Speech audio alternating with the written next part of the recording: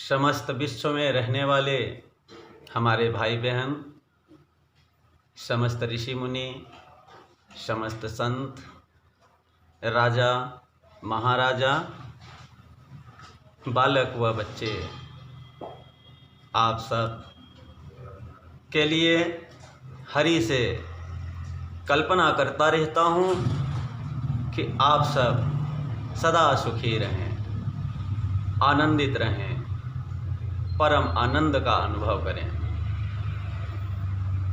हे भाइयों बहनों, हमारे भारत भूमि पर चारों युग आते हैं जाते हैं, ये इतिहास हम और आपको बता रही हैं। चारों युगों में प्रभु यही सूर्य चंद्रमा के रूप में सवेरा और शाम करते हैं। भाइयों बहनों, और जैसे इस पृथ्वी पर हम और आप सुबह देखते हैं, शाम भी देख लेते हैं, बीच में दोपहर भी होते हैं, उसी प्रकार से ये चारों युग हम और आपके लिए प्रकाश देने वाले होते हैं। प्रकाश अवश्य दिखता है, पर देखने की जब अभिलाषा हम और आप अपने आत्मा से आध्यात्म में अगर चाहेंगे तभी दिखेगा। भाइयों बहनों, प्रकाश प्रभु के रूप हैं। प्रकाश ही तो ईश्वर है। प्रकाश अगर न होते, ये सूर्य भगवान आके प्रकाश न देते, तो क्या हम और आप उठते तो प्रकाश मिलता देखने को? नहीं मिलता। जब प्रकाश ना मिलता तो हम और आप कैसे आभास करते, कैसे चलते, अपने कार्यों में कैसे लगे रहते? भाइयों बहनों, प्रकाश प्रभु के रूप कहे गए हैं, और वो प्रकाश हम और आप में भी हैं। ये दो नए हैं प्रकाश, पूरी दुनिया देख रही है। तो देखिए, आध्यात्म मंथन करने की जरूरत है। हम और आपको आए हैं इस धराधाम पे, अपने धर्म को भी देखना है, अपने कर्म पंथ को भी देखना है, और अपने उन्नत को करते हुए एक दिन प्रभु के धाम में अवश्य पहुंचना भी है। अगर देखते रहेंगे अपने धर्म और कर्म को, अवश्य पहुंच हो जाएगी, संशय संदेह ही नहीं है। तो देखिए, आशा करें बैकुंठ की। क्या कह रहे हैं? आशा करें बैकुंठ की, दुर्मति तीनों काल, दुर्मति तीनों काल। और आगे,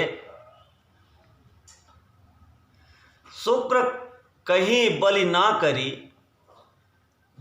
ताते गयो पताल। क्या कह रहे हैं? शुक्र कहीं बलि ना करी, ताते गयो पाताल। भावार्थ है भाइयों बहनों कि जीव आशा तो बैकुंठ के लिए करता है। क्या आशा करता है? कि हमें बैकुंठ अवश्य हो, पर हर समय उसके मन में कुविचार ही तो पलते रहते हैं। क्या सत विचार आ जाते हैं? आते हैं। कुविचार ही पलते रहते हैं। दैत्यराज बलि अपने गुरु शुक्राचार्य के बताए अनुसार नहीं चले तो पाताल जाना पड़ा। अर्थात जीव अगर अपना भला चाहता है तो उसको सदैव गुरु आज्ञा में ही रहना चाहिए, अवश्य वैकुंठ होगा। क्योंकि माता पिता और गुरु ये साक्षात देवता हैं। इनके ही आशीर्वाद से इंसान यहाँ परम सुख, समृद्धि, आनंद, परमानंद और अंत में हरि का धाम मोक्ष भी पा जाता है। भाइयों बहनों, यह मन ताको दीजिए। क्या कह रहे हैं भगवान? यह मन ताको दीजिए, साचा सेवक होए। जो सच्चा सेवक होए, सिर ऊपर आरा चले, तऊ न दूजा होए। प्रहलाद जी के सर पर आरा चलाने की तैयारी भी हो गई थी भाइयों बहनों। आप लोगों ने सुना होगा कि राम मत कहो।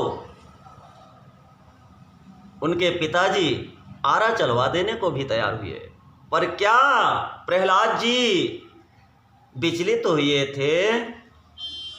प्रहलाद जी हंसकर बोले थे, पिताश्री मैं राम जब तक श्वास रहेंगी ये घट में, रोम रोम में अपने प्रभु राम का ही नाम तो जपता रहूंगा,